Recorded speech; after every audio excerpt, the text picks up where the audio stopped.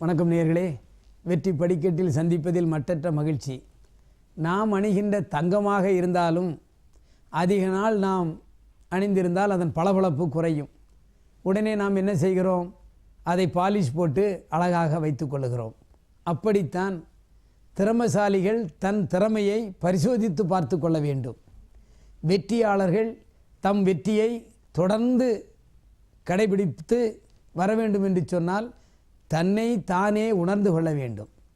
அதற்கு சில நேரங்களில் பக்கத்தில் இருக்கின்ற உயிர் நண்பர்களை கேட்கலாம். என் செயல்பாடில் குறை இருந்தால் எனக்கு சொல்லுங்கள், நான் மாற்றிக்கொள்கிறேன் என்று சொன்னால் அவனுக்கு தொடர்ந்த வெற்றி கிடைக்கும். அதாவது சுயமாக தன்னை தானே உரசி பார்த்து கொள்வது. நண்பர்கள் மூலம், தெரிந்தவர்கள் மூலம், நமது அண்ணன்மாரிடம், தம்பிமாரிடம் என் செயல்பாடு எப்படி இருக்கிறது என்று உரசி பார்த்து கொண்டால் வாழ்க்கையில் வெற்றி கிடைக்கலாம். ஒரு ஊக்கம் நமக்கு கிடைக்கும்.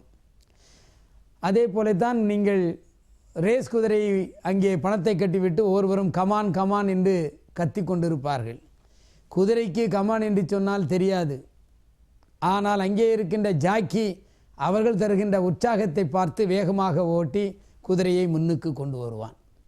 எனவே எந்த ஒரு சூழ்நிலையிலும் நாம் நம்மை நாமே பரிசோதித்து கொண்டு ஊக்குவித்தால் வாழ்க்கையில் வெற்றி பெறலாம். ஒரு நாள் ஒரு 12 வயது மதிக்கத்தக்க ஒரு சிறுவன் ஒரு டெலஃபோன் பூத்திலே வந்து, ஐயா நான் ஒரு தொலைபேசியில் நான் பயன்படுத்தி கொள்கிறேன் என்று சொல்லி கேட்டான். அதற்கு நீ பயன்படுத்தி கொள் என்று சொன்னார். அவன் உடனே ஒரு ஃபோன் நம்பரை போட்டு, அம்மா நான் வந்து ஒரு தோட்ட வேலை செய்கின்றவன், உங்கள் வீட்டு தோட்டத்தை பார்த்தேன், அதில் அதிகமாக புல் வளர்ந்திருக்கிறது, எனக்கு வேலை கிடைக்குமா என்று கேட்டான்.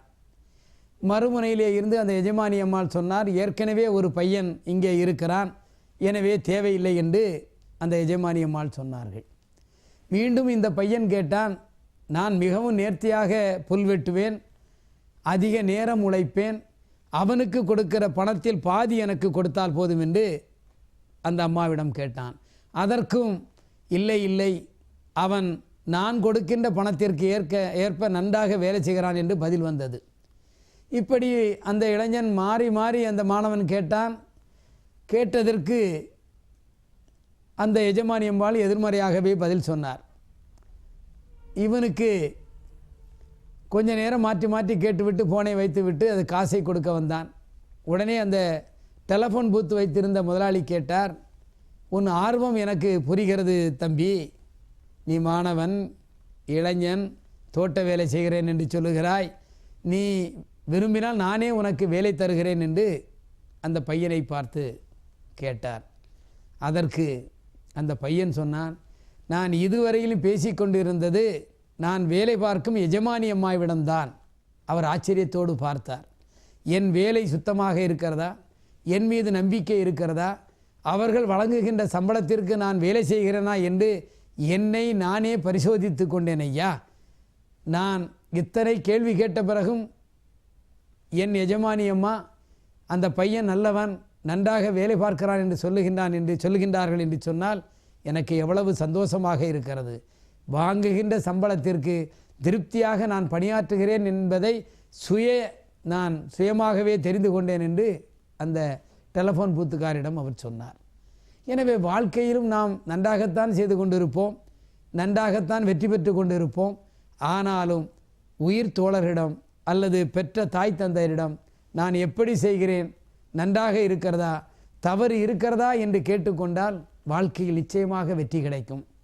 நான் நினைப்பது தான் சரி, நான் செய்வது தான் சரி, உங்களுக்கு மூளையே இல்லை என்று சொல்லுவதை விட ஒரு கணம் அவரிடம் கேட்டு நீங்கள் கொஞ்சம் கருத்தை சொல்லுங்கள், தவறு என்று சொன்னால் நான் மாற்றிக்கொள்ளுகிறேன் என்று சொல்லுகின்றவர்கள் எல்லோரிடம் அல்ல, மிகவும் நெருங்கியவரிடம் கேட்டு தெரிந்து கொண்டால் வாழ்க்கையில் நிச்சயமாக வெற்றி பெறலாம். வெற்றி சில நேரத்தில் சிறு கணத்தில் தவறி போய்விடும்.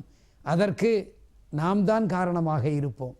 கடைசி மணி துளி வரையிலும் கவனமாக செயல்படுகின்றவன் நிச்சயமாக வாழ்க்கையில் வெற்றி பெறுவான்.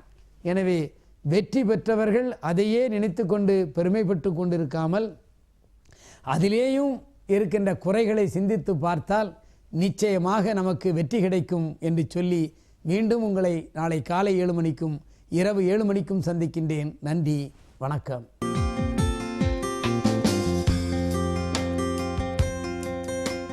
வெற்றி படிக்கட்டு புத்தகம் அனைத்து வசந்தன் கோ கிளைகளிலும் கிடைக்கும். ரூபாய் 150 மட்டுமே.